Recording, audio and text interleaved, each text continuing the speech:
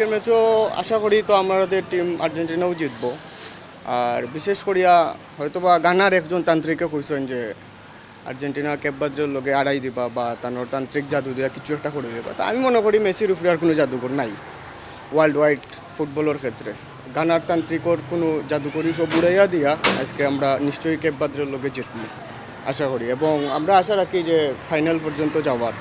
যদিও বা সামনে হাড্ডাহাড্ডি লড়াই হইব, যেহেতু হয়তো বা ইংল্যান্ড বা ব্রাজিল টিম অনেক ভালো, তাদের সাথে যদি সেমিফাইনালে দেখা হয় তো বা ভালো কিছু দেওয়ার আশা করবো। আর আশাবাদী আমরা ফাইনাল পর্যন্ত যাইমো এবং কাপটা আবারও নেওয়ার আশাবাদী আছে। তো বিশেষ করিয়া এখনের যে রাউন্ড অফ 32 এবং আগামীর যে রাউন্ড অফ 16 এগুলাতে আশা করি একটা ভালো ফাইট হইব।